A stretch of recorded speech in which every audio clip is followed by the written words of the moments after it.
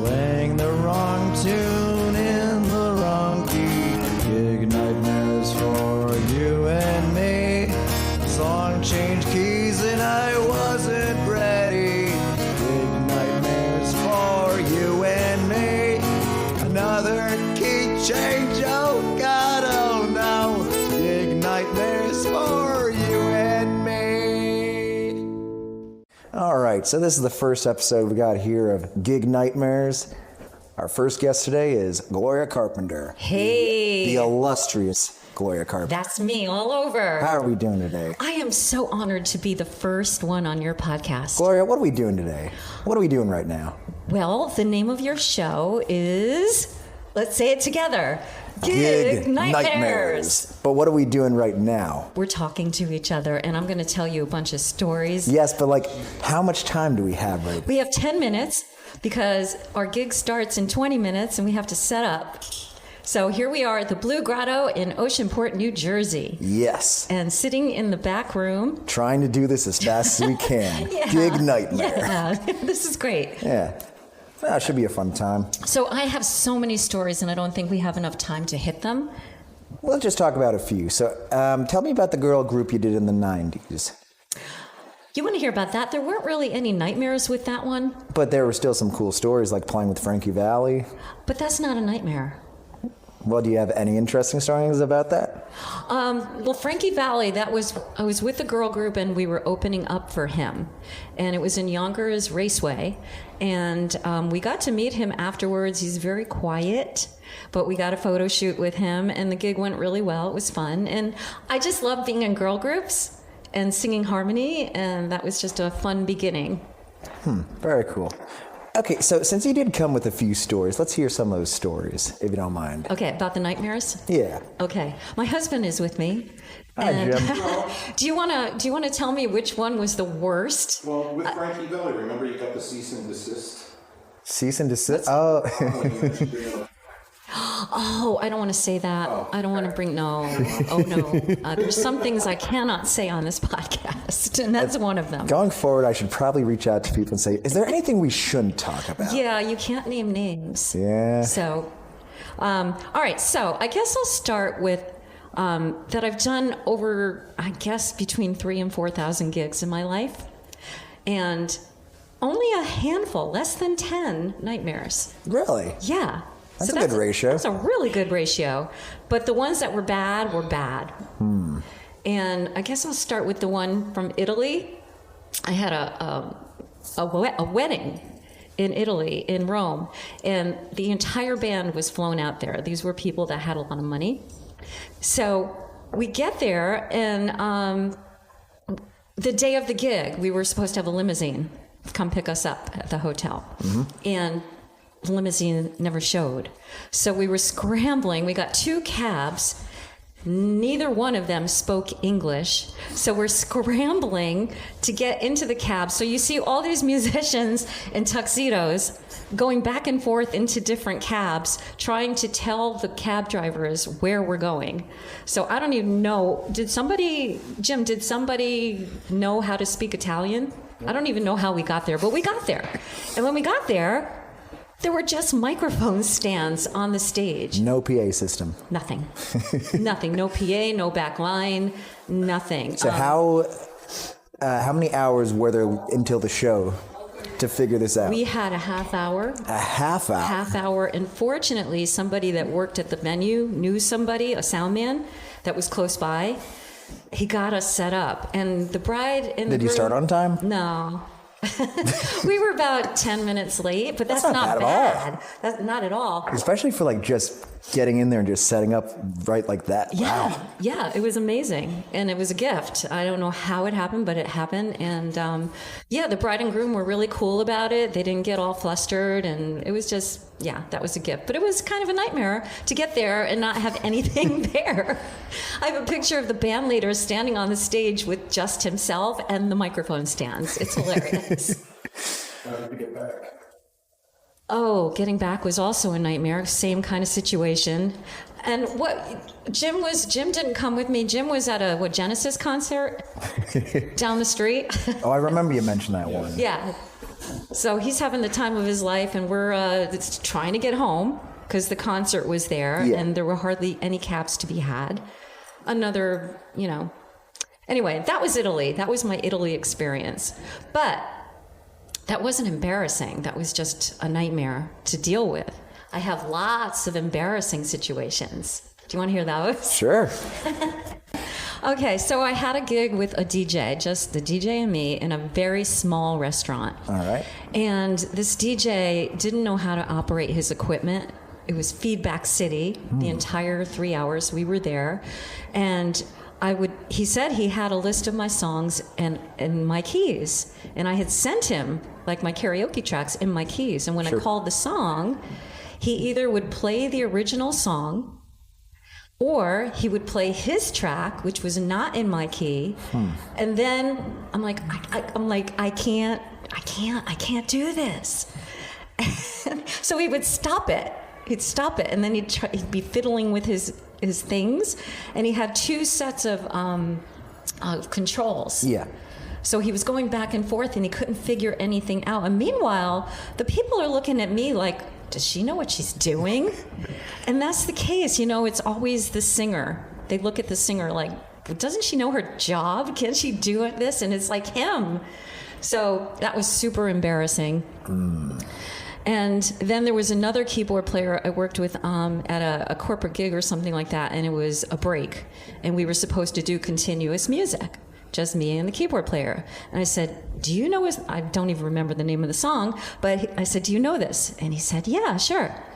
So we start playing it, and we get like 4 measures in, and he stops, and he shrugs his shoulders, and he goes, I don't know it. I'm like, oh God. And there's people around, so. And I'm assuming it wasn't one of those like fake it till you make it kind of songs, or it was something with like lots of changes. It was pretty easy. It might have been something like Fire by the Pointer Sisters. I'm driving in your car. It's like 3 chords. I know. I know. I worked with a lot of instrument owners. Do you know what that means? Yeah. They get on the stage and they really don't know how to play their instrument. Yeah. Fortunately, the brunt of my gig was professional. And so I have more stories, but we have to go back on stage. All right. To be continued. Yeah. Gloria, yesterday we talked about Italy. We talked about... some embarrassing situations. Right. And now we're on a break on gig number 2 out of 3. Yes. And we have 10 more minutes to do this. So let's hit it. What would you like to know? Well, what other stories do you have? Let's see. I'm going to go to one that happened about 2 years ago. Thank you, Brian. That's on live. We're in the dressing room right now. We're doing a podcast.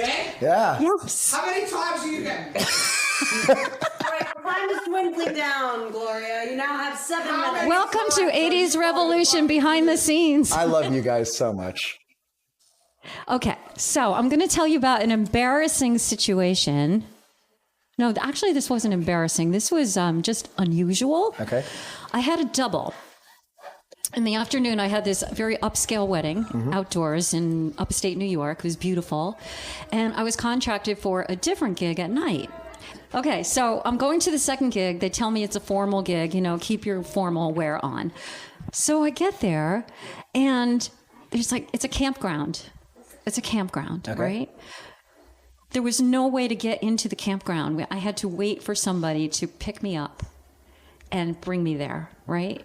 They had the driveway all sealed off and everything. So we get there, and it's this little pit, this fire pit.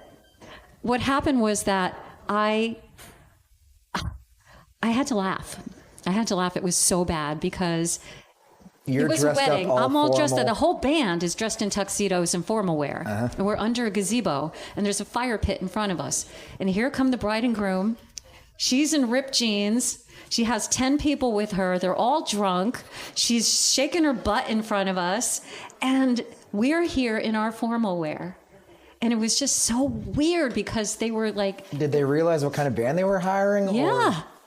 I didn't get it. So it was intentional. It was intentional that they did that. And it was just weird. Very strange. Do you remember that night, Jim? Oh, I know you weren't there. It was just hilarious. So anyway, that was really a different kind of gig for me. Let's see. Another crazy thing that happened is that I had a job out of state. Mm-hmm. I lived in New York City at the time, and my job was in either Vermont or Massachusetts or Rhode Island. So I do the gig. It's like 5 hours away. I'm so tired. I just want to get back to the hotel room. I get to the hotel room. It's filled with smoke. On the windowsill in the bathroom is a used condom. And outside the hotel room, it's actually a motel, are these weird people. And I just did not feel comfortable staying there by myself. So I drove home 5 hours. 5 hours? 5 hours. What time was it? It was early in the morning. I got home really, really early in the morning. So, and another time Jim was with me, another gig in Rhode Island. Same thing happened. We had this very upscale party, formal affair, and we had a hotel room in a dive motel that shouldn't have even been open. It was so bad. There were blood stains on the bathtub. There were holes in the walls. Jim, do you remember anything else about this hotel that you want to say? Because it was just a nightmare. Didn't have any carpeting. Oh yeah, no carpeting. Oh, and you could hear, and the walls were so thin, and the holes in the wall, you don't know who's looking at you. Again, driving home 5 hours, or was it 6 hours this time? It was... Welcome to showbiz. So much fun. I remember reading on your website that you've worked on cruise ships. Do you have any fun cruise ship stories? That was in 1984. It was the maiden voyage of the Nordam, and this was before they had microphones. They had, we had to really project. Mm-hmm. I mean, they had microphones, but they were way up. They didn't have the lapel mics that, they use. The scenery was like nothing. And we were tapping. So when you're in tap shoes and you're doing a routine and the ship rocks, you end up in a different place. So it was really hard to do choreography because you never knew where you were going to end up. And it was very taxing because you didn't have microphones. It was just very tough back then. It was another world. What year were you born? 99. 99. So it would be another 15 years from 84. Yeah. Did you sleep with the luggage? We slept in the bottom of the ship with all of the help. And it was me and another girl in a room the size of a closet. And at that time, I didn't really have a lot of stuff. When you're younger, you don't care. You'll sleep anywhere. We had bunk beds, and I got the top. She had the bottom. We had this little tiny bathroom, but we made it work. That was my first professional job. So I was just happy to be traveling and getting paid for it. It's just amazing. I know. Like everything always leads to everything else. It does. It does. I remember reading. Tell me about the harmony-driven jam band called the Dancing Goats. The Dancing Goats. I like that name. That was a cool name. I knew you were going to like the name because you like crazy things. Esoteric things. Yeah. Well, they were, I didn't work with them too long. Have you ever worked with a jam band? It's just, there's no melody. But it says harmony-driven jam band. What does that mean? When we practiced it, there was somewhat of a melody, and we had harmonies. So I guess that was the harmony-driven part of it. But when they jammed for about 10 minutes on a song. I'm going to tell you another story. I love these stories. I'm having a great time. Okay, me too. Okay, this will be quick. I had a gig on the Upper East Side of Manhattan, a very fancy schmancy upscale party. Fancy schmancy in somebody's apartment, a penthouse. I referred to her as Mrs. Doubtfire because she was very proper. Yes. Now, it was just me and a piano player. The piano player said, just wear red. So I wore a short red dress. I have like this black, like the red dresses I wear in this band. Sure. They're short with boots. I didn't know it was formal. He didn't tell me. So I get there. It's in a snowstorm. I struggled to get there. And the woman comes in, and the piano player introduces me, and she shakes my hand like everything's fine. 5 minutes later, some guy comes up to me and he goes, "Ma'am, come with me." I follow him. He goes, "You have to leave." He takes me to the service elevator, not the regular elevator. And he goes, "Sorry, ma'am, you have to leave." And off I went. And I had no idea what was going on. And what I found out later is she didn't like the way I was dressed. Yeah. So that was embarrassing. And that was like, why couldn't he tell me it was a formal thing? You know, it was so easy. Who needs all the info for the gig? Who needs a set list? Who needs to know directions, too? Yeah. All right, we have to go. Yeah, all right. Bye, everybody. To be continued. All right, so this is part 3 of the interview with Gloria Carpenter. Gig number 3. Gig number 3. Long weekend afternoon gig here in Point Pleasant, New Jersey. Our first time at Jenks, the famous Jenks. It's beautiful here. And the rain is clearing up. Yep. The sun is coming out. Should be a good afternoon. Yeah. I'm looking forward to this. I am too. I'm excited. All right, so we got through a good couple stories this past weekend. We did. What else do we have? Let's see. Because, remind me, I believe you played with a country band at some point. I did. My name was Gloria Lynn. That's how I introduced myself, and I said that I was Loretta Lynn's cousin. And they believed me. Because I was talking like this the whole gig. And I was singing country tunes, and I said, how's everybody doing tonight? And they're like, oh, okay, she's a real deal. So I've never had any sort of situation where I've had to do an accent for hours and hours. Yeah. Do you ever slip up, or are you able to just stay in that character? Well, at the end of the gig, I said, I'm just kidding, right? So no, it depends on the accent. I think the country thing is the only thing that comes naturally to me. So, and I kind of can say a few French words. Comment allez-vous aujourd'hui? Yeah. And that is exactly your response. Je ne parle pas français. Oh, très bien, très bien. Je ne parle pas. Oh, no, but that was good. Je veux manger un jambon. That was good too. Whatever you just said. I would like a hamburger. Of course you did. All right. What are some more stories you got for us? Okay. Well, I got a couple of them that I didn't tell you about. People think that we live the glamorous life, and musicians, especially if you're doing corporate parties and weddings and even bigger gigs, behind the scenes is not that glamorous. Nope. So usually we have to load in through the kitchen and walk through all the slimy parts of the floor and fall and things like that. So one gig I did, this had nothing to do with kitchens, but I was working with a very popular tribute band. And Are we allowed to mention it? I don't know. Initials are HN, but I don't want to say names or band names. But it wasn't a nightmare. This band was amazing, and I loved working with them. I was just a background singer with them. Yeah. But they had their own tour bus, and I had never been on a tour bus before. And so when I auditioned, I got the job, and I said, "Can I see the bus?" Because I needed to make a decision if I was going to be with them or not. Sure. You wanted to know if you'd be able to do that for weeks on end. Yes. Yep. The bus was big. They had this kitchen area and a little lounge area. And then he took me to the place where they all sleep. And they're all beds, right? Yeah. And they are like coffins. And I'm really claustrophobic.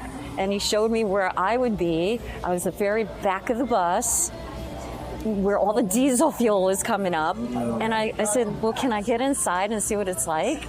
He's like, sure, go ahead. And I said, this really looks like a coffin. And they laughed. So I got in, and I'm looking, and the ceiling is about 2 inches from my head. And I'm like, oh, God, I don't know if I could do this. But the band was so good, and I really wanted to have that experience, so I took it. And after working with them and doing just backups where I couldn't really interact with people like I do as a lead singer, I was kind of yawning. I get that. I was boring. I was bored, and I know you know the word bored because you say that a lot. 24, give me a break. I know you're 24, but still, I was off the stage more than I was on the stage as a backup singer, and I don't like that kind of thing. No, I get that. Yeah. But you need to do the gig that's ultimately right for you. yeah, and this is 80s Revolution is one of them. It's been a fun time. It is. So you mentioned something about load-ins, and it gave me a flashback to the first time we played the Hard Rock back, I want to say it was October of last year. Yeah, the cafe. Yeah. So Brian and all of us that carpooled together, we, I guess, misinterpreted the load-in plan. Because every time since we just go in through the front door, and we're also playing on a different stage. Yeah. Right. We're not doing the cafe stage, we're doing the stage right outside of the arena. The lobby bar. Yeah. Yeah. So that's an easy load-in. You just go through the front door. But the first time we were there, we did some sort of crazy loading where we entered through like the boardwalk. Wait, that was the first time. It was the second time I'm remembering now. Mm-hmm. I don't even remember how many times I played. You had a Spinal Tap run, you know, just going behind. We parked on like the third or fourth level of the parking garage, and we make our way to the elevator. Mm-hmm. We're on the elevator, we're going down. We're moving, we get about halfway through, and we're supposed to get down to the next level, and we see that the only way down is an escalator. And with all of our gear and whatever on the carts, well, that's just a recipe for disaster. It's not going to work. So we had to go back to the elevator, go up to the elevator, walk around that level of the parking garage to find a different elevator. God. So then we do that. We get on the floor that we need to be, but we still need to get to one level below it, and we're still walking around, and there's nothing around. So we have to walk all around, and we get to the hotel part of it. We take another elevator, go across, take one up, take another one down. Oh my God, I didn't know you went through all that. Yeah. We don't do that anymore. No. You live, you learn. Yep. That's how it works. Wow. Adventures. That's one way of wording it. Gig nightmares. Yes. Yeah, gig nightmares. You got to get I love your theme song, if that's what you're going to use. Yeah, I love that. Will. Yeah. So, gig nightmares. Oh, I didn't tell you about Snowmageddon. Snowmageddon. This was an adventure. Occasionally, I've done assisted living jobs with either me and a piano player or me and a DJ. I've done the same thing when I was playing with my jazz band. Really? Yeah, I got some fun stories with that. Oh, jeez. But they are the most appreciative audience. And sometimes you get people in wheelchairs that come in with their head down, and the music starts and they lift their head up and they start tapping their toes. And the gig was fine. I loved working for those people because they really... it touches them in some way. Music really touches people. Yeah. So after the gig, it was sunshine. It was a sunshiny day. You're talking to the DJ? Yeah, I'm talking to the DJ, and the snow starts falling, like little flakes. I'm like, this isn't unexpected. So we both get in our cars. We're in Connecticut right now, which is like normally a 2.5 hour drive, depending on traffic. So I'm thinking we better beat the storm, right? So as we're heading towards New York, New Jersey, the roads are getting really slippery. Ice is starting to accumulate. All of a sudden, you get on like 95, and it's a tundra.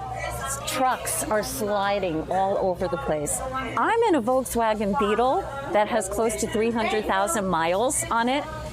I don't know, the heater went crazy. The car was ready to blow up. And I'm in the middle of 95, and I'm freaking out because I didn't know if I was going to make it. And the snow was accumulating. And this was an emergency between 3 states. It was September. They weren't ready with snow trucks. This was an unexpected storm. It was really bad. So here I am. I'm doing a Facebook Live. I'm seeing if anybody is out there having the same experience. And it turns out like 3 states were in the middle of this crisis. And I had thank God I had one of those wipey things for the windshield because my windshield was all foggy. Yeah. And then the heater was, I can't even explain what happened, but it wasn't working. And I called Jim. You're all hearing about Jim, my husband. He's my go-to guy. But it's funny, like you mentioned that story. Like my story isn't anything crazy. More so just like a funny remark, morbid humor sort of thing. Let's hear it. So I've been playing with the M&J Big Band for something like 7 or 8 years now. And a lot of the early gigs, since we're playing like the 30s, 40s swing music, which isn't really the most marketable thing that's in right now. Yeah. So like a lot of the demographic is older, and we were playing a lot of like assisted living community sort of things. So I remember the one we're playing, and the one person there I think might have been schizophrenic. So they just kept saying, "Help, help." So the band leader just looks over to someone and says, "We don't play any Beatles, but we'll see what we can do for you." Oh, that's awesome. That's great. Oh my gosh. Oh, that's awesome. I love music. Yeah. New Year's Eve, 5 years ago, or Okay. something like that. I was booked to do like a 6 or 7 piece band in a very posh, upscale again restaurant with a keyboard player that I used to work with. And everything was legit. We get there, we're expecting dinner on New Year's Eve. It didn't happen, but that's not why I'm bringing this up. Bringing this up because there were 2 male vocalists and me. Keyboard player as a singer, bass player was a singer, right? But he was relying on the front line to do the songs. Sure. One of the male singers knew nothing. He knew nothing. Oh, and actually he knew one song. He knew a Michael Jackson song, but he said he had to go out to the car and get the lyrics for a Michael Jackson song because he hadn't sung the whole night. It was just me and the other singer going back and forth. And so when we pointed to him, he puts his finger up and he goes, "Okay, give me 1 second." He goes out to his car, he runs out, he gets the sheet music and he puts it in front of the bandstand. During the gig? During the gig, and he's leaning down over the bandstand, looking at his lyrics as he's singing this Michael Jackson. I'm like, why is he even here? Why? And then the keyboard player got really smashed and he was oblivious to what was going on. So we were on our own. The other male vocalist and I, and the bass player, thank God, knew his stuff, and the drummer was good, so it was like a quartet. But things happen that you don't expect. Have you ever had a fight break out in the middle of a show? I haven't personally. I've had somebody yell at me. But the reason I ask, so it's fairly common, not ridiculous common, but it has happened to me a few times where like a fight in the audience happens or like a fight in the parking lot happens during a show. However, I played one show with, I was filling in with a tribute band that I'm not going to name. It was about 2 years ago. And we're playing the songs, we're getting through the songs and whatever. We get to the one song in the set list, and the singer turns around and says to the band, "Oh, let's skip it, I don't know it." I'm like, okay, kind of weird that you don't know the song yourself, so whatever. So drummer really wants to do the song, so he says, "No, man, we played it before, we're doing the song." The singer says, "No, I don't feel confident on it, shouldn't do it." Drummer says, "No, come on, man, we're doing it, this is my favorite song." Oh, God. So he gets up, and they're just like in each other's faces, and I was playing in this shitty South Jersey dive bar. I'm just thinking, this is awesome. This is entertainment. This is what I came here for. Oh, wow.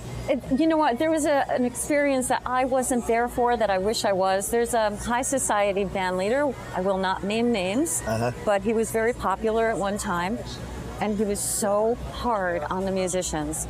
He was like he was really insecure with himself, so he would project onto other people like, "You're not playing the part right." He'd be screaming at them during the gig, and a lot of people quit. And there was one bass player who just couldn't take it anymore, and they had a drag-out fight in the Pierre Hotel in Manhattan. I don't know if the people were leaving or if anybody saw it, but I heard about it. And they physically had a fight and rolled over the monitor at the front of the stage. And needless to say, they don't work together anymore. But, I wonder why. Yeah. I've heard stories about Buddy Rich being really nasty. Yeah. I don't know. I don't know. I've heard many of those stories. Yeah. As well. And a lot of the guys that I work with have worked with people like Sinatra and Buddy Rich and all these old-timey guys, and the only one I've heard bad things about was Buddy.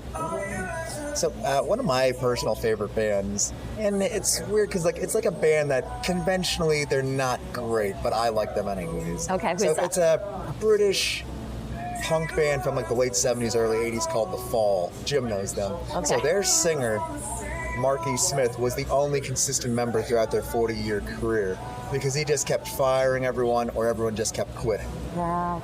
He infamously said, there's a quote attributed to him where he said, "If it's me and your granny on bongos, it's The Fall."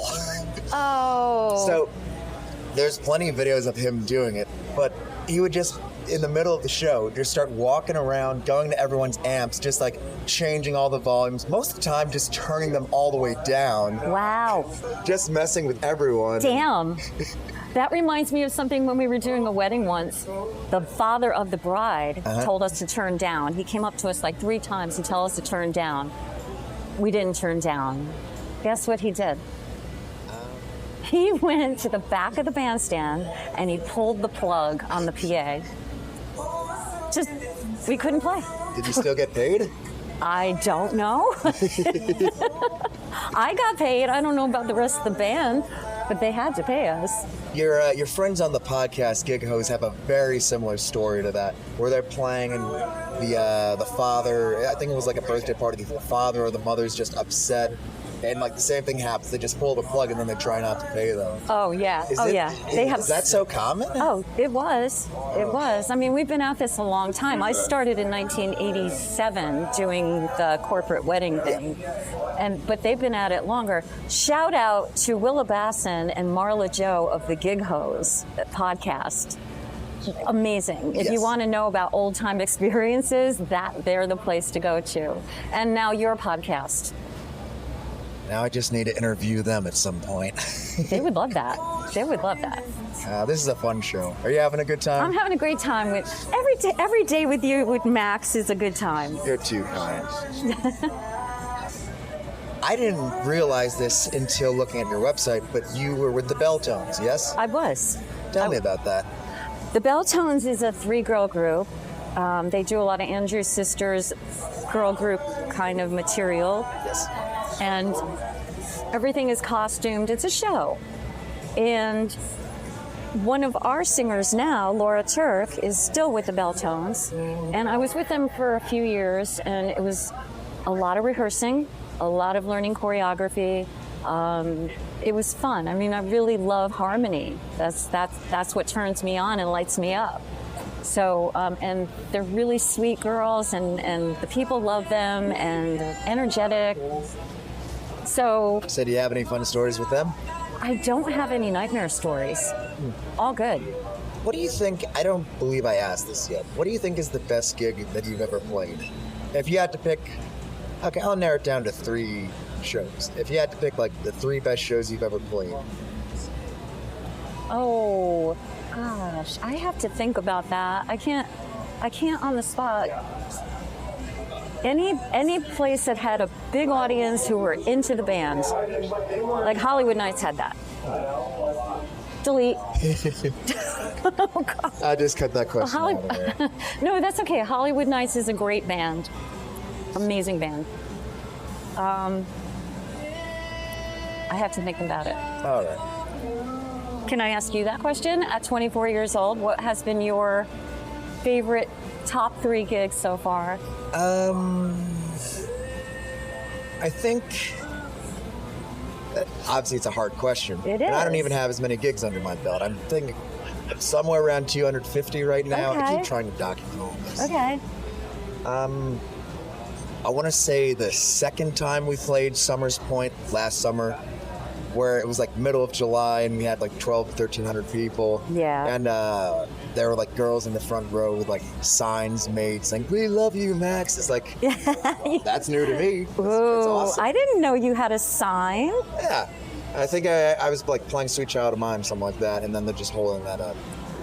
It's a cool place. Like I love playing for all audiences that are into it, but especially it's cool for me when we're playing places like that or the clubs in Philly where there's like the audiences around my age Yeah. being all about the 80s music. Yeah. Because, yeah, I mean, it makes sense. having like an older demographic for this sort of thing, but like when you see people of all ages getting into the music, that's what I think is awesome. Yeah. Oh, And I also just love whenever people bring like their kids. I remember there was like some kid yesterday who, I believe it was her 5th birthday, something like that. yeah, the 5-year-old. Yeah, it's like, it's awesome. They- And it's all about like just creating an experience for people, like giving them a guitar pick or a drumstick or the set list or whatever. I couldn't have said it better. Yeah. You know, music is to share and touch our hearts and our soul. Sure. Yeah. So you were talking about big audiences, and I love that too, but any size that you can see it on their face and, Sure. and watch them move and have joy in their lives. Yeah, I mean, at least for me, I think like a big turning point of me like playing shows. I think it was about a year and a half, 2 years ago. It was around Christmas time. I'm playing with a band back home.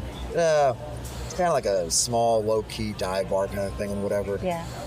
And we finished playing, and someone and his wife or girlfriend comes up to me, gives me a hug, and says, "God bless you, man. Thank you for what you're doing." Aww. And at the time, I didn't get it. I'm thinking, I'm just playing songs in a dive bar. But for some people, like that's the highlight of their week or their Yeah. month. you Yeah. know? That last show we did at the YMCA. Yes. Oh, that couple that had children, they said it was the first time they got out of the house and they couldn't thank us enough. Right? It's all And- about and- just creating experiences for people. Yeah, and last night after our gig, a couple people came up and they said, "Wow, this band really brought me back in time." I'm like, that's what we aim to do. And they couldn't, they're like, "Thank you so, so much." Yeah, so that's what it's all about. Definitely. Yeah. There was one gig, I'm just gonna give you a short story? Yep. Really short. I did one gig with a piano player, not a soul came in the restaurant. Not one person. So I played to the waiters and waitresses. Not good. Because the piano player was not good. Hey, we managed to do this. May have taken 3 days. I don't know if any interview's ever been conducted like this. No. I'm honored to have had you as the first guest on my podcast. I'm beyond honored that you asked me, Max. Maxim. That's his real name, everybody. Can you say it for real? What's your real Russian name? I'm looking forward to interviewing you again at some point once That we would have be- some more stories. That would be awesome. All Bye, right. everybody. Signing off. Ciao. Gig Nightmares. We hope you enjoyed this week's episode of Gig Nightmares. Gig Nightmares is an independently produced podcast made possible by the support of listeners like you. If you enjoyed this week's episode, we would appreciate if you left a rating and a review for us. Gig Nightmares.